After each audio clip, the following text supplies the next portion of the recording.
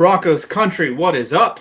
We are back for another episode of the Broncos Zone podcast, part of the Elevated Pulse Sports family of podcasts by the fans, for the fans, diehards only. As per usual, I am Zach, and I got my main guys, Braden and Eric, with me tonight. Gents, we got a lot to talk about. The news has been going off. The reality TV season of the NFL is back. What did we have? Basically a 1 week lull, and now we are gearing up again. June 1st, that's always a critical time as teams can actually make some moves. We saw a couple different trades. We'll get into that. But this week, we are going to continue our deep dive series. Last week, we looked at the running back positional group. Go check out our YouTube page, any of our social pages. You can see the recording of that. We also got some good clips from that episode. This week, we are going to be covering the big boys up front, the offensive line. Definitely a big position of strength for us. So excited to get into that. Since 2023, this Denver Broncos franchise, with the Penner ownership group, has dumped over $341 million in total contract values for our starters, which is nuts. The third highest percentage as a group compared to as relative to our cap space in the NFL, just behind the Panthers and the Chiefs. So we're spending up front a lot for very good reason. We'll get into that. We got to keep Mr. Bo upright. Got to keep the running game strong, create some holes for the new stable of running backs that we've got. So excited to get into that. But as per usual, we'll kick it over to Eric for some trivia, and then we will get into the litany of news that is the NFL, not only for the Broncos, lots of news, but around the league. Eric, let's hit up trivia. All right. Well, I figured since we're talking about the big hogs up front as one of our segments today, we're going to talk what the trivia question is going to be around first round draft pedigree. So since the year 2000, the Broncos have only selected 4 offensive linemen in the first round of the NFL draft. So it's a 3-part question. I think you guys will pick up pretty quickly on the parts though. So it's not too overwhelming, but essentially these are all going to be first round NFL draft selections made by the Broncos. So here we go. First part of the question: who is the longest tenured first round offensive lineman drafted by the Broncos since the year 2000? Who is the shortest tenured first round offensive lineman drafted by the Broncos in that same time frame? And then can you name the remaining 2 offensive linemen drafted by the Broncos in the first round since 2000? I do have hints. I'll give them if you need them. And I will give you a clue that on the third part, there is kind of a little bit of a twist. Okay, so the 4 total players on the offensive line. So the longest tenured, I think, in their first round picks. All first round picks. Yep. Clady? I want to say Garrett. Was Clady longest? I don't know. Ryan Clady is the longest. Yes. Wow. He was drafted. He's just beating out Bulls, right? Well, correct. So he was drafted in 2008, 12th overall out of Boise State, and he played 8 active seasons on the roster, but he was under contract for 9 years. So that's kind of the tick that puts him a little bit over Garrett. But I mean, man, what a player. I'm just reading here: 4 Pro Bowlers, 2 first-team All-Pro selections. Little side note, though, he missed the entire 2015 championship season with a torn ACL, but he did still get his Super Bowl 50 ring before he was traded to the Jets in 2016. What a bit of misery. At least he got his ring. Yeah, exactly. And then who's the shortest? Shortest tenure. Is it I can't No, it's not Dalton Reisner. No. I liked Dalton Reisner. I thought that was sad we let him go. Underrated left guard. Yeah. Since 2000, right? Since 2000, correct. 26 years with first-round offensive line picks. And I will tell you, this guy was pretty close to 2000. Oh, pretty close to 2000. So I'm probably not going to know. Considering I was born in 98. Yeah, I mean, first could, words. Yeah, First exactly. word. Line. There's Elway. I'll give you a clue. He went to the University of Georgia, if that helps. Oof. Was that the hint? Yeah, well, he went to the University of Georgia, and his tenure ended with us trading him to the Detroit Lions. That's the hint.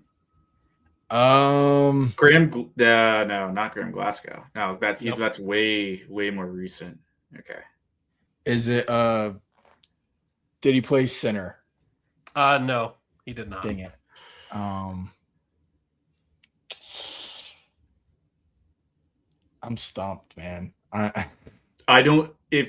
How many games did he play? Or no, he played 4 seasons in Denver, and he was a starter. Did he also play for the Jets? Because that'll really narrow it down for me. He did not also play for the Jets. Son of a gun! I don't think. You know who I'm talking about? I don't think he played for the Jets. Maybe he did.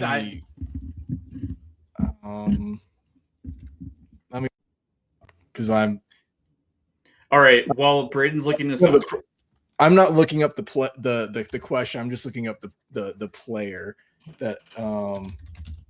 I'll even tell you who he was traded for to the Detroit Lions, and that was Dre Bly. It brought a corner back to Denver. I don't know if that helps me. Okay, it is the person who I'm thinking. Is it Connor McGovern? No, not Connor McGovern. No, that's way more recent. That is recent. Yeah, he was on the. Yeah, I guess he wasn't as close to 2000. All right, Eric, you have stumped us for the second one. Yeah. All right, the second one is George Foster. I would have never. Unfortunately, first round pick, 20th overall out of Georgia. He spent 4 years with the Broncos. He was our starting right tackle in 04. Started every game during the 05 playoff run. Fell out of favor. Was traded to Detroit in March of 07. That brought back cornerback Dre Bly. All right, so now we're on to the third piece. Can you name the other 2 remaining offensive linemen drafted by the Broncos? And I will tell you, one of them is just unfair. It's not fair. Well, that's Garrett Bowles. One is Garrett Bowles, for sure. The other one was not drafted by us. The other one, I will just give you guys, is not an offensive lineman at all. It was a trick part of the question. It's Bo Nix. But really what I was trying to hint at, or trying to see if people would throw names out like Orlando Franklin or Zane Beatles. Those are the 2 names that I think people commonly think of, offensive linemen kind of in that 2010 year, whose names stick out. Quinn Miners, I think we all know he was a 3rd rounder, but also another really, stud for us up front. So I think that was, kind of a good intro into the offensive line. I know tonight we're going to dive into last year's offensive line. So, but I know we have a boatload of NFL news and Bronco news. And I know that, what was it? OTAs kicked off today down in Dove Valley. So I guess we talked about this kind of before the show started. No news is good news, right? We didn't hear injuries on day one. Exactly. We didn't hear somebody tore their ACL or anything on day one. Walking into the building. No twisted positive. I'm hoping that new practice facility is really, really helps with the injuries. So, yeah. I mean, look, there's been some nightmare stories just coming out across the NFL. I get it. Like, it's not going to be your stars that are coming in day one, usually like in mini camp, certainly rookie mini camp. But I did read that 3 New York Giants have already torn their Achilles. Like, I don't know what it is with Achilles, but there's something going around on the New York Giants team. They probably want to try to drastically avoid. We need to get a sports doctor on here because the number of Achilles pops in the past 5 years has skyrocketed. Not only in the NFL, but across every sport. It was the ACLs. Yeah. Now it's the Achilles. Yeah. I mean, my general, not being a sports doctor, I think as people move faster and they're more athletic than ever, I think maybe sometimes when you're that talented, maybe you're not so into the fundamentals of things all the time. So you typically try to stay within your frame and not, so when you're taking a false step or you're changing directions, especially in that wide receiver position, and you're kicking out a little more than you should, and you have that change of direction. That's a lot of times that's what you see when an ACL or an Achilles tear happens. I mean, if you go back and look at the tape against the Broncos and the Packers when Bo Nix had that, that pump fake and kind of ran around and I can't remember if that was that really sneaky pass between the two Packer corners, but you saw Micah Parsons when he tried to make that last second change in direction, his left leg was out of his frame. So that's just generally what I see when an injury like that happens. And it doesn't surprise me that it's with the Giants. It's not really their star players who recently had those injuries. It's their maybe second, third string, or possibly even the make it or break it on the roster guys, maybe practice squad guys. Yep. So they're not as they're probably not as practiced. They're probably not as cleaned up on things. So I can definitely see that being some of the reasons why. Yeah. Fair. Sticking with the Giants, because of all these Achilles tears, they signed 3 new receivers. New but old receivers. Yeah. I can't even do it because the catch was so incredible. I'm not going to be in frame. The OBJ catch, that's coming back to New York. Exciting little reunion there. Braxton Berrios and Juju Smith-Schuster. So the new old signings. We'll see if Harbaugh can recycle some good out of these guys. That OBJ hasn't played in the league in what, a year, 2 years? That catch at the the flag football really got him that contract. Right. What's the over under on all 3 of those guys actually making the team? I think Juju makes the team. I think he's solid. He's a solid depth, third guy on the roster. He's not a number 1. He had a really good year on first 2 years on the Steelers. But I mean, now he's just kind of like, whenever Malik Willis, if he ever gets healthy, gets back on the field, I think he's a good third option. I whoever they have at the second option, hopefully he's better than Juju, but he can step in and play that role. He's played that role multiple times. So yeah, it's if Malik Willis's ACL takes longer to heal and he has to step into a more ball dominant position, that you're kind of worried about whether the passing game of that Giants offense is really going to be effective.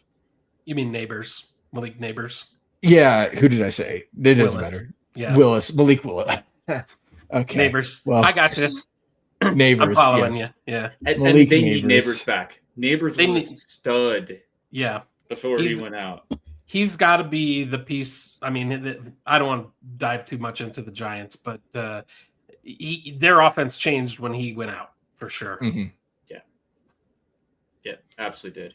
All right, bring it back home. We're talking a little bit about Dove Valley. We've got new stadium upgrades that are coming here. So that'll be exciting to watch for once training camp opens in a couple months.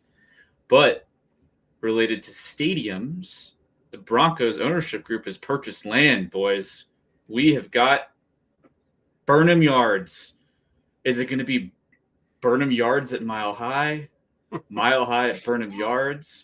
It's going to be Walmart. Say goodbye to Empower. Once that comes around, like Walmart Fields at Burnham Yards. It'll still be drop it in the comments. I'm going to shut up. I just want to see what the audience has got to say here. But I'm excited. We've actually got some land and we're moving forward, which is really, really exciting for all Broncos fans. Whatever the stadium is going to be, it's going to be state of the art, absolutely beautiful. We know the Penners are going to go big. Oh yeah.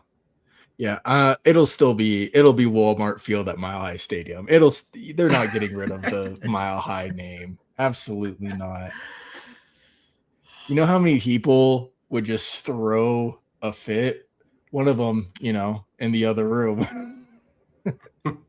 A lot of people would just not be happy with throwing away the Mile High name. I mean, it's part of Denver. It's not Yeah. it's just not going to go away. So Denver's known as the Mile High City, and where the Broncos play will always be known as Mile High. Oh yeah. We'll say goodbye to Burnham Yards. It gets rebranded in 5 years. Listen, Yep. I'm not interested in being the new Steelers. What's their not Worcestershire? Heinz. It was Heinz, and now it's something else that you can't pronounce. And it stinks. Worcestershire Field. Worcestershire Field. But yeah, I'm not interested in Denver going that route. Yeah. I like the comment. You don't need an official sponsor if it's Walmart. That's 100% true. We do not need the money. The Penners do not need the money. I just hope it's Mile High. I think that's a great comment. Okay, other Broncos news. We paid someone some extra money today in a deal that almost never happens. Eric, what happened with one of the star Broncos players today?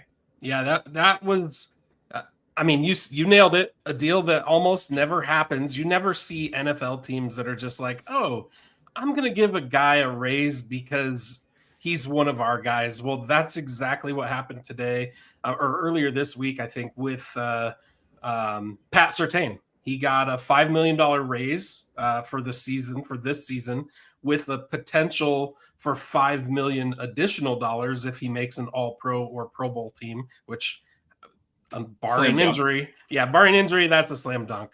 So a potential for him to earn another $10 million if he hits those marks, $10 million in total. And really, they didn't ask for anything in return. So that's kind of the amazing piece to this. It was the Broncos showing that, they're going to take care of their own, which really just speaks to how great of an organization the Broncos are. Their ownership group, the front office, the coaching staff, really everybody involved. Surtain, he originally signed a 4-year, $96 million deal back in 2024. And then he won the NFL's Defensive Player of the Year that year. The next season. So by that time, he was already the 5th highest paid corner in the NFL, while being the best defensive player. He was the 5th highest paid corner. So that deal, that one that he signed, that $96 million deal, it didn't actually kick in until this season.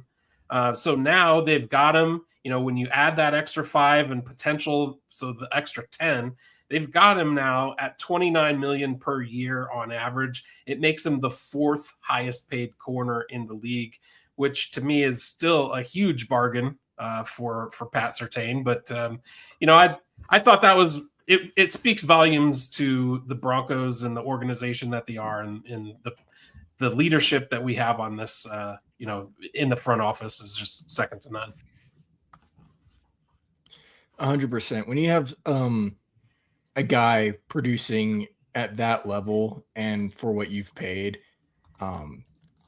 definitely giving a certain reward or letting them know that you really appreciate what you do for the team, even though you're not the highest paid player in your position. It's amazing, and it really shows that maybe that speaks to other members on the team as well. Like, do I take if I'm not getting paid the most right now, well, maybe if I have this super all-pro season, that maybe ownership will help me out in some certain way within our contract. So I love it.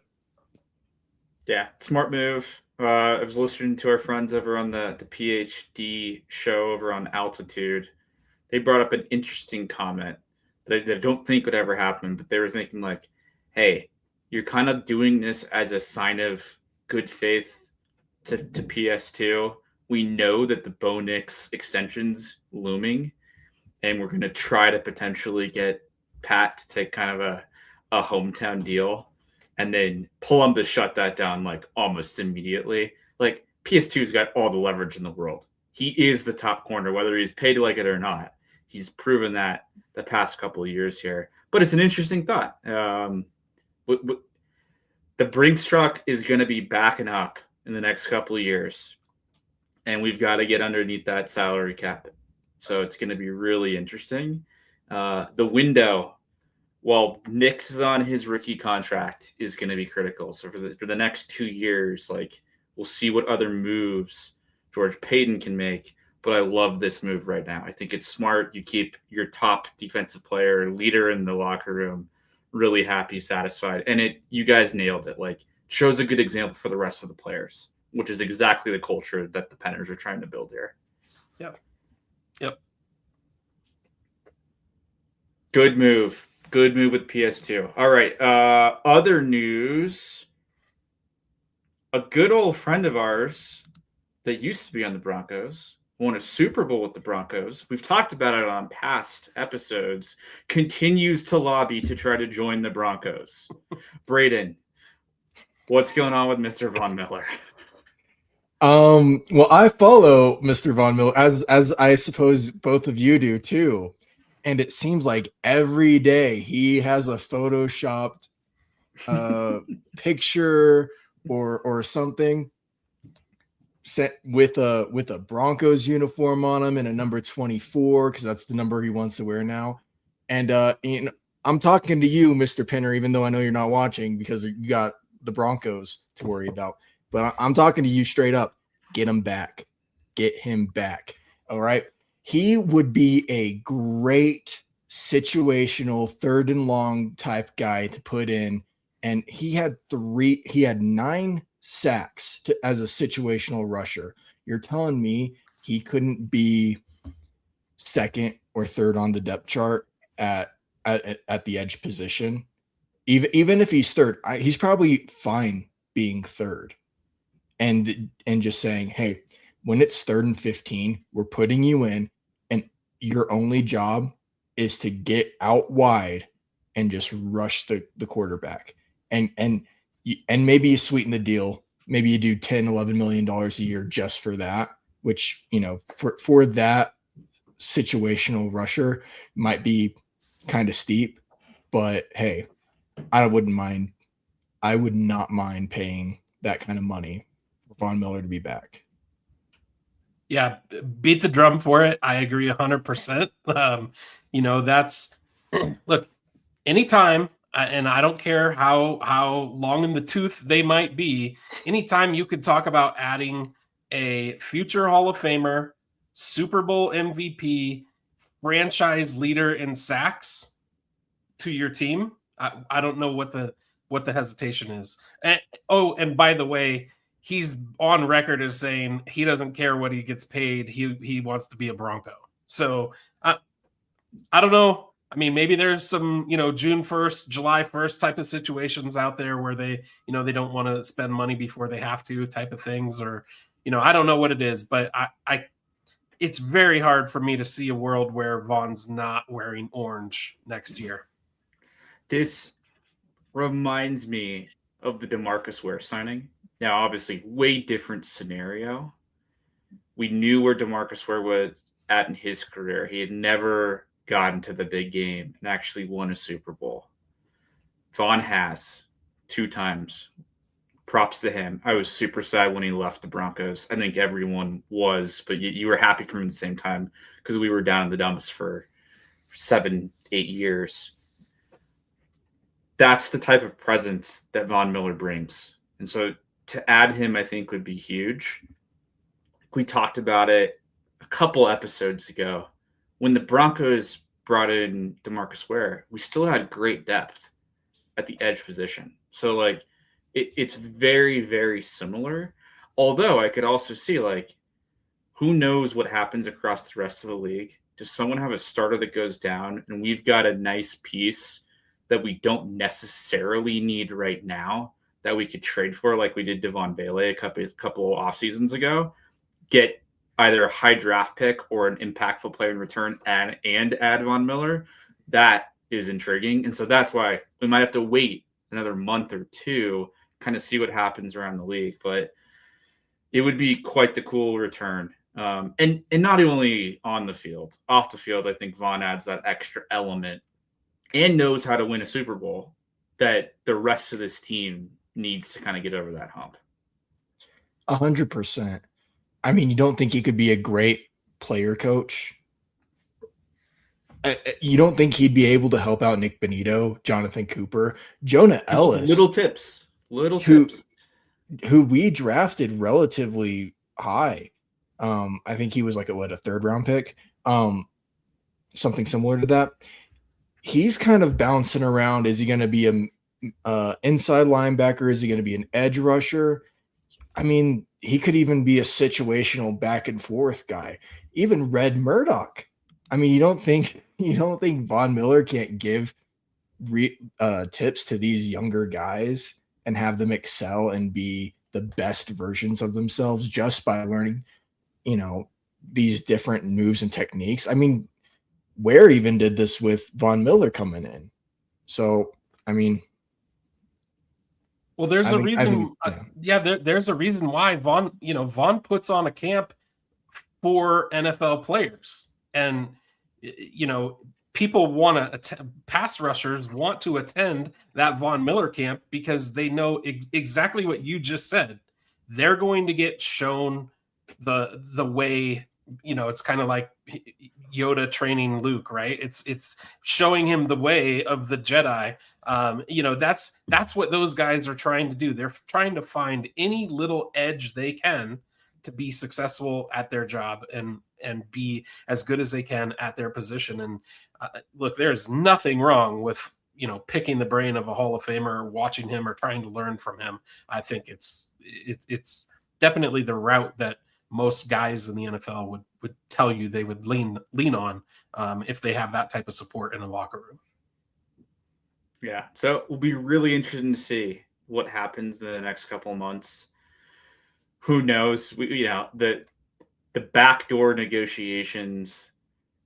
Maybe Vaughn actually wants a lot more money, and he should go get it. I mean, he did have 9 sacks as an older player in a non-starting role. He had an impactful season.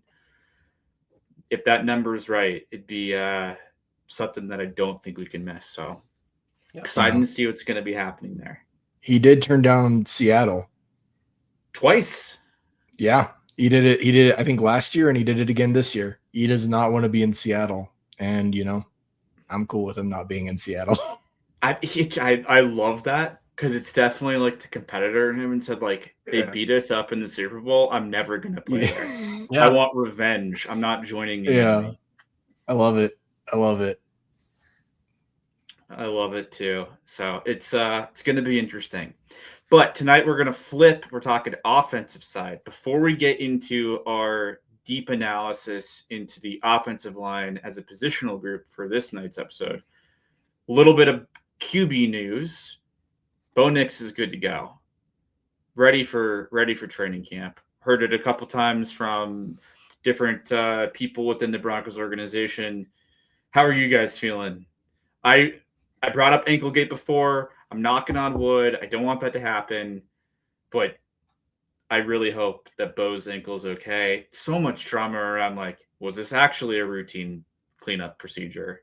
Or no, something actually went awry in recovery. How are you guys feeling 2 days into June, month and a half out of training camp? I mean, time will tell. I think obviously that's the key, but there's no reason to rush him back in OTAs and mini camps and things like that. But honestly, Bo's a young guy. I'm not ultimately that concerned.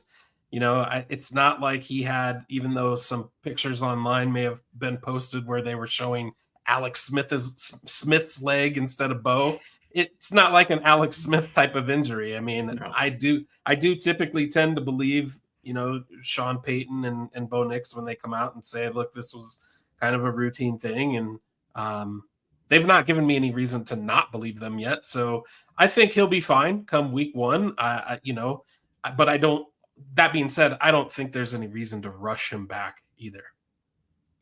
Yeah. I mean, if he's healthy, sure, put him out there today. I don't care. If he's good to go, let him go. I think this whole offseason and the discussion with his ankle has been a bit of an embellishment. You look at those pictures and it's he's his name's Bo. He's kind of got bow legs, like that's just kind of his natural stature. So when you see that picture online, I'm like, yeah, he's got some inflammation in his ankle and maybe that's affecting, other parts of his leg. It's no big deal. This is a regularly routine thing that happens even in other leg surgeries. They just want to clean stuff up. And, I remember the day that picture came out. I think the next day he was sprinting. He posted a picture of himself sprinting. So it hasn't bothered me at all. I think it's just something that morning news talk show hosts need to put on their docket and and make some dramatization out of. Yeah. So. All right. I mean, an NFL player should be able to have surgery in, when was it, late January, early February, and be good to go by September. That's my thought. 100%. With this injury. 100%. Right. Yes. I mean, people are acting like it's Dak whenever he broke his ankle at SoFi Stadium. It's nothing it's nothing close to that. Right. It's a little fracture in his ankle, not a complete break. So I think he's fine. All right, we're feeling good. I'm feeling good. But a big piece of what made Bo so good last year is also what made this positional group great. Bo's ability to scramble and keep himself up and keep the play going, complete game changer for our offensive line. So let's get into it, guys. Deep dive into the offensive line. I think let's do quick overall grades, and then we can get into actual positions. Eric, what would you give the Broncos O-line in 2025 grade-wise? If we're just looking at as a totality, I'd give them a strong, B plus, A minus. They were very good, and I would say B plus, A minus simply because of essentially one injury. There was one injury to Ben Powers that kind of where he missed that chunk of the season. And I think the prior year we didn't have any injuries up front, if I'm not mistaken. So it's really consistency to me, the ability to run the same 5 guys out there every week. It's just such a big deal to be able to do that in the NFL. So I think, they were definitely a strong point for this team, and they were one of the best offensive lines in the league last year. I love it. Strong grade. Yeah. Braden, grade So the O-line. I'm going to give him an A. And kind of taking a different perspective on the injury thing, I'm going to include include the backups as well. In this, I think if you have a group of guys who work so well together, and I'm not giving him an A+ because you still let some guys through, and I think a lot of your success does have to come with the mobility of the quarterback and his ability to evade pressure. So but if you're able to be such a because O-line in general is a group position, not just a singular position. If you're not grooving together, you're letting everyone through. You can look at the Jets and the Browns for that. So when you're able to lose a central left tackle and then bring in not just the backup, but someone off the practice squad, and be able to not seem like you've lost any momentum on that O-line, I think you have to give them an A, just for keeping that momentum going. Fair. I like it. I am also going to give them an A. I mean, not that many sacks allowed. I think it was like 6. The next closest team was like 13. Again, that's a lot of Bo as well, but the pass protection was incredible. Pro Football Focus had them at an 89.5 score from a pass efficiency and blocking, so number 1 in the NFL. So that was extremely impressive. I think overall, like Braden, like you nailed it. The depth pieces with Palcho, like stellar. Even near the end of the season, you had guys like Matt Parrott step up and provide that depth. For me, if I had to lower the graded all to where Eric's at, I think we all saw this shift. Once Ben Powers went out and once J.K. Dobbins went out, our run blocking was not where it needed to be. And ultimately, like, that's where we fell short in the playoffs. Granted, we gave up 10 points in that game, and the offense could only score 7. We also had a blizzard come midway through, and we didn't have a quarterback that the offensive line played with all season long. But that physicality when it mattered is where I would say maybe we dropped them down just a little bit. I'm excited to see this group completely healthy this year. And obviously the Broncos brass feels good about it. You make only one off-season addition to the group, which we'll get into that a little bit with Cage Casey. But we're running it back. We're running it back with the same offensive line. And we're getting older. That's the thing that, like, I think we should spend a little bit of time on of, like, where do we see some of our depth coming in? Garrett Bowles had a stellar season. Dude is worth every penny. I was a little nervous about Bowlesy when we first drafted him. It was a little inconsistent. He had a great motor. We're still trying to figure it out. Dude's been solid the past couple of years, but he's 34. So we were going into his 9th year. Eric, that was like so close with your trivia question. It was right? Him or I know. Clady. I was like, oh gosh, that's a difficult one. But he's 34. McGlinchey's 31. We'll come back to McGlinchey. That's money bags McGlinchey over there. Powers is 29. Wattenberger center's 28. My favorite guy on the offensive line, Quinn Miners, is 27. And then, like, even some of our backups aren't the youngest guys. Where are you guys thinking about, like, the next stage? Where would we have to kind of backfill some of these strengths on the offensive line? I mean, personally, I'm thinking right tackle. I or left guard. I mean, I think as good as they are, they're not in that Garrett Bowles or Quinn Miners level. And they're getting paid like it. And it seems to me whenever there's a sack, and maybe this is unfair because Bo Nix doesn't get sacked, but it seems to be on Mike McGlinchey's side of the ball. And that's also where you probably see more of a Max Crosby lineup. So I don't know how fair that is, but maybe I don't think it's impossible that with Cage KC coming in, that maybe they start training him to be kind of a right tackle instead of a left tackle. I know they are going to mix him in, especially with the left guards, but I don't think it's out of the realm of possibility that you go, Mike McGlinchey's getting older. He's the one that typically gets beat around the edge.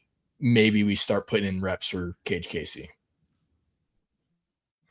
I think that's probably pretty accurate. I mean, you draft a guy, you're going to give him a shot, right? Just listen, bear with me for a second as we walk through this. I mean, Zach, you kind of touched on it.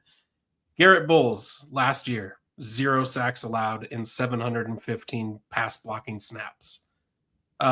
Quinn Miners, 2 sacks allowed. Total pressures allowed 25. Mike McGlinchey, I've seen different stats. 2 sacks allowed, 40 total pressures. I don't know that the 2 sacks is accurate, but Ben Powers, 1 sack allowed. Luke Wattenberg, 2 sacks allowed. Now look, that's what 2, 4, 6, 7 sacks allowed by the offensive line, the starters, not counting the backups. Yep. A lot of that's Bo Nix, though. To be honest with you, he's the best in the NFL at not taking a sack. So you kind of have to take a little bit of, take some of that with a grain of salt. But I think your point about them aging is accurate. I mean, it's a concern because as we highlighted, earlier with the trivia question, we don't typically draft. We've drafted 3 offensive linemen in the first round since the year 2000. So we're probably not going to lean on the draft, at least not high, first round draft picks to find replacements. The guys who are getting paid, the 2 guys you mentioned, Mike McGlinchey and Ben Powers. I think Powers is probably going to be the one that he might, if there are going to be cuts that get made, he might be one of those, kind of cap casualty type of guys. But it just depends on how comfortable they feel with the guys who they've got coming in behind them. They do a very good job of building that young talent up. As you could see with their backups last year, they had guys that came in and were able to fill the position and fill the spots. So I don't think it's like a pressing need, like they're ultra concerned about it. But I do think for as good as that front office is, they know that there's somewhere, in the back of their heads, they're saying, hey, we've got to probably start projecting, what are we going to do with this offensive line? Maybe not this year, maybe not next year, but 2, 3 years down the line, because I think it's going to look a lot different, certainly with just the ages that these guys are playing at. Yeah, and if they do cut Ben Powers, it would be incredibly indicative that they feel really good about Palcho, and it may be rough in the first quarter of the season. I mean, we now have to go up against the Rams week 3. Yeah. And we won't talk too much about that, but you're going to need as much firepower as you can about that. So Palcho might be an option, and then that would also be a pretty good sign that they feel confident that Cage Casey can get it done and that he's going to learn quickly. I don't really think you can trade Powers. His cap hit's pretty high. So the Broncos, if they were to trade him, he's at $18.2 million. If that gets traded, the Broncos might have to cover a portion of that. But that I think would be the guy for me. I mean, he kind of ranks just in the middle of eligible left guards. Overall, like 39th out of 81. Pass block, 49th out of 81. Run block a little worse, 45th. As we compare him to McGlinchey, like McGlinchey overall was 19th out of 89 on the right tackle. And was a much better run blocker, surprisingly, than he was a pass blocker this year. So Braden, that speaks to, like, if there was some guy letting edge loose to Bo, like it was McGlinchey, but on the run, he was graded higher. So 2 interesting positions to really look at. The moment Sean Payton came in, he knew he was building from the inside out, and that started with the offensive line. I am totally fine investing there, especially if we're going to pay Bo the big contract. But we've got to start doing it sooner rather than later. If we continue to keep doing well, we're not going to have the high draft picks. Eric, I think you're 100% right. So it's either going to be a trade or a crazy free agent pickup. Guys, remind me, did we have any big offensive linemen that were like that great in this cycle? I think maybe a couple. I can't remember going back to. I think they all went to the Chargers because the Chargers were just pathetic on the line. Yeah, I mean, the Giants drafted a good offensive lineman, but no, as far as free agents go, I don't think anybody that probably the Chargers. I think you're right. I think they took them all. Yeah. Yeah. I mean, there was nothing like that year we got McGlinchey and Powers. I mean, Right. offensive line wise around the league was just a killer free agency period. So yeah, it's going to be interesting. Well, I don't see going back to kind of the O-line is a chemistry thing. You know, you're not a wide receiver where you have your own job. I mean, you do have your own job per se, but you're not out on an island at the X. It is a group cohesive position group. So I really don't see when we are trying to get to a Super Bowl them touching the O-line at all this year. Maybe if there's just this massive loss in production between Powers or McGlinchey, maybe that something happens there. But as long as they stay solid and healthy, I don't think there's any way there's going to be a cut happening or a trade even during the trade deadline. I think with Bo being on his third year, you're aiming for the Super Bowl. You're trying not to tinker with what has been successful. Yep. And where I was going with Powers is really if they were to look at him as kind of a cap casualty or somebody who they cut, during the preseason, that's clearly going to have to be because somebody stood out. They're not going to just cut him to get correct cap space. It's not in a Super Bowl window. No way. No way. Yeah, exactly. And the one thing too we didn't talk about, from the starters' perspective, 23 total penalties. I mean, that's pretty darn good. I mean, I remember much improved. I remember a few years ago, Garrett Bowles having 7 holding penalties in one game. So that's much improved. Absolutely. Coaching. Zach Strief has done a great job. Sean Payton's brought in all the experts he possibly can to really help that group out. It's rare that we've got a group that's now going into their third season together. I mean, talk about pet misery about some of these other teams we continue to trash on. When you are constantly flipping guys in and out to try to figure out what makes sense, and then if you got injuries, like it's no surprise that these teams just can't get anything done. Can't run the ball. Quarterback's getting eaten alive. Look at the Bengals. They've had the same the amount of talent they have.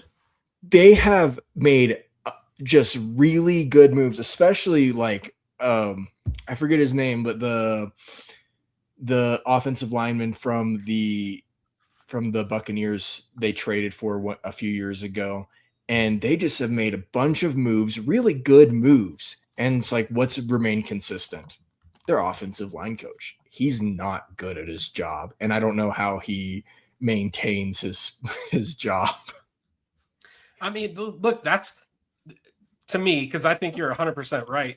To me, that's the difference between having an ownership group like the Penners and an ownership group like what's his name, Brown in Kansas City. Not Kansas, in Cincinnati. It's just vastly different. They're okay with not going out and spending top dollar for the guys who are going to coach that team, whereas the Broncos, they've shown like, hey, if we got to spend money to make something happen, they're going to spend the money to make it happen. So I think you're spot on. Coaching makes a huge difference, especially at this level, because look, everybody in the NFL, I've said this before, but they're all the best players that have ever come out of their high school. They're all the best players that, probably were on their college teams, unless it was like an Alabama or Georgia or something like that. But these guys are all stars. They've been all stars their entire life. And now they've reached this level where everybody's getting paid. Everybody's the same size and relatively the same speed. What separates them now? And it's coaching. That's really what separates a lot of these players. I also think it has a lot to do with the Walton Penner group kind of have an unlimited amount of money, being able to spend that, being able to pay Sean Payton whatever the dollar amount that he's worth, and he's worth every penny. Where you have teams like Cincinnati who are notoriously known for being cheap because they're not the wealthiest billionaire, which is kind of insane to say. But when you have an ownership group that is able to go into another league that is very deficient on players, outside of my favorite baseball player, Tovar, it really shows that they are very flexible with what they want and can do with their money. Let's eliminate the salary cap. That'd be a ton of fun. I'd be fine being the New York Yankees of the NFL. We'd be just fine. It'd be Rams and Broncos every year. Let's just be real. It'd be Kroenke versus Walton. Yeah, that's what it would be. Which is ultimately Walton versus Walton, if you really correct boil it down. Could you imagine the like holidays? They're just like, oh, how many championships have you won? I mean, how much land do you own? Stan Kroenke is on. I don't want to shift focus from the O-line, but Stan Kroenke is on like a legendary run right now with just everything sports has over the last 5 years has just clicked right for that guy. I mean, he's got the Rams, obviously making big news off the field. They hosted a Super Bowl. They won the Super Bowl that they hosted. They're hosting another Super Bowl now. They've got World Cup games being played there. He's got Arsenal. I know they didn't win the EuroLeague, but they came in second and gave it a good run. That was a phenomenal soccer match. You've got the Nuggets, the Avs, the Mammoth. Do they own the Rapids too? I don't know, but I like everything is just like coming up roses for them of late. So it's kind of a generational run for the Kroenkes. Truly is. Well, I bet Greg is just like sitting there like, it's my turn. Yeah. Got to do this. I'm here for it. We should all be here for it. I would love that. Going back to the O-line quickly, I don't think we've talked enough about near the end of the year, Wattenberg goes on IR.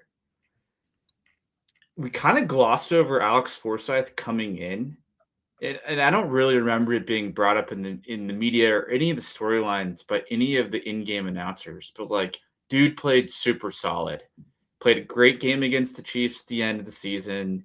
To get us into the playoffs and into the right seating for the playoffs, I should say.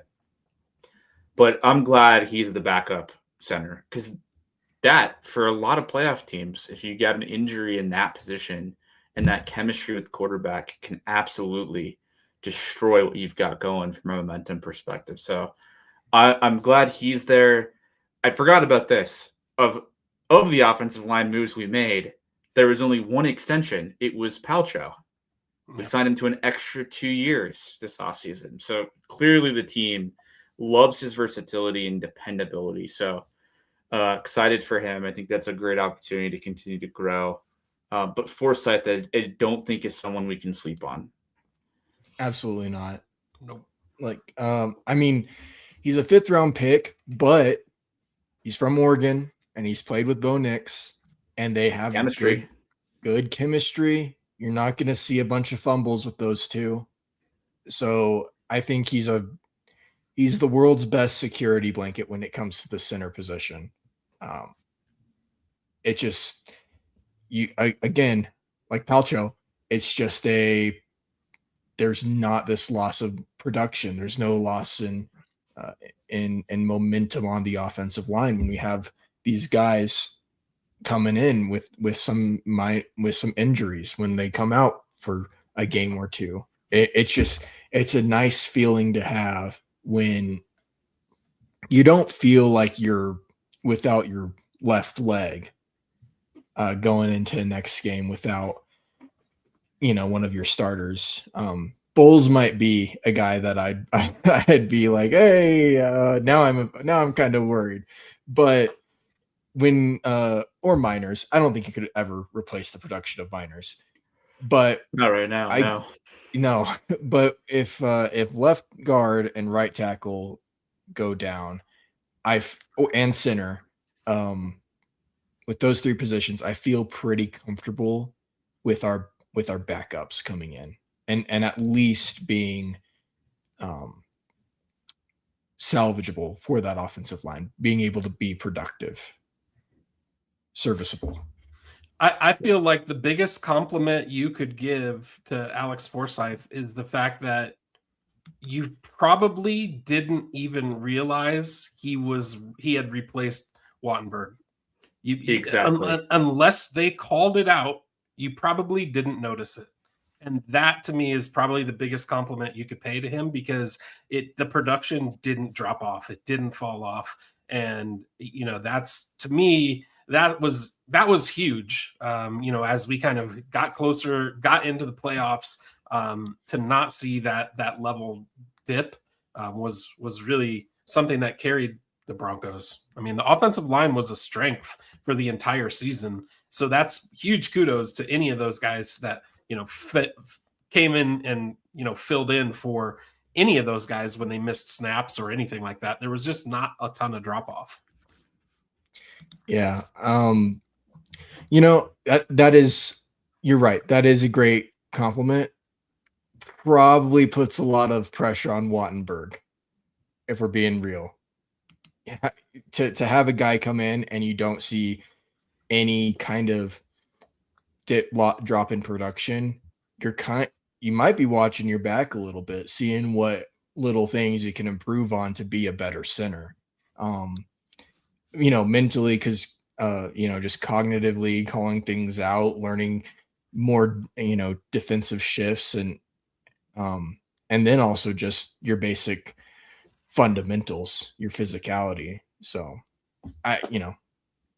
does Wattenberg kind of start looking over his back a little bit with the production of Forsyth coming in? He might, and that'd be a good problem to have. We didn't get to talk a ton about Cage Casey, but I'm excited about him. 6'5", 310 from Boise State. So full circle from our trivia question. We're going back to the well at Boise State. Can we get another productive player like Ryan Clady? This is the youth movement. 22 years old, going to be a rookie. Let's see what impact he makes. I'm excited to see, honestly, like where we play him. More on the McGlinchey side, on the power side. It'll be telling once we get a couple games into the season when he's kind of filling in on some of those reserve snaps where Zach Strief and Sean Payton want to play him. Yeah, I think they lean into his strength. I think it's very obvious that our pass pro, dominant guys are on the left side of the line, and our run pro guys are on the right side of the line. I think that's very obvious, especially with the stats you pulled up about Mike McGlinchey being really good on the run offense, especially Miners. You see highlights of him just with those downfield blocks. So wherever they think they can anchor Cage Casey the best, is he a better pass protector, or does he do better in the run game? I think that's where they put him. Yeah, I do think,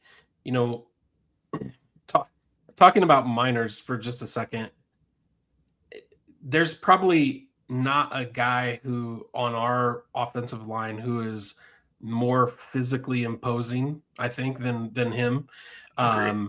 And so when you look at somebody like that, and we talked about Vaughn kind of being like a leader and taking the guy under the wing.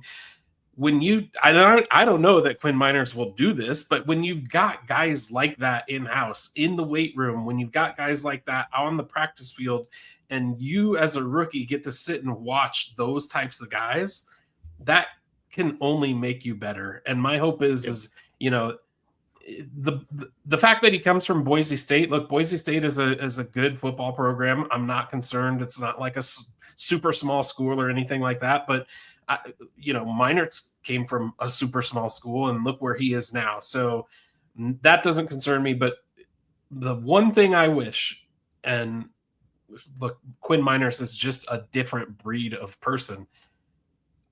And I'm sure to some extent, every offensive lineman has that little mean streak in them. But man, that dude's got like a different type of mean streak in him when he's on the field. Off the field, he seems like a super chill guy, super nice, great interview type of guy.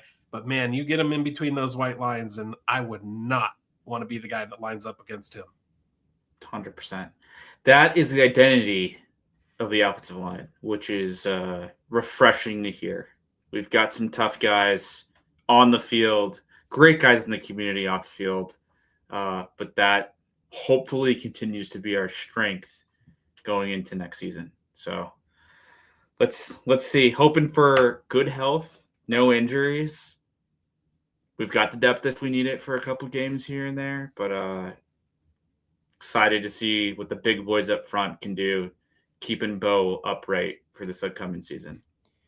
And a great test will be week 3 against the Rams. Well, Myles Garrett, maybe Aaron Donald. That'll be, that is an early Super Bowl matchup that will be decided by the trenches. Yeah, and oh, by the way, we played the Chiefs week 1, so yeah, their defensive line hasn't, they're nothing to scoff at. No, not at all. Well, everybody, thank you for joining another episode of Broncos Zone podcast on the EPS family of podcasts. Make sure, if you already haven't, like, comment, subscribe, follow on any of your social platforms, share this with your friends. As we get closer to the season, we want to see a lot more participation with fans. We'd love to get you guys more involved. But really appreciate it. We'll see you next week as we dive into another position group with the Broncos. Have a good night, everybody. See you guys. Go Broncos.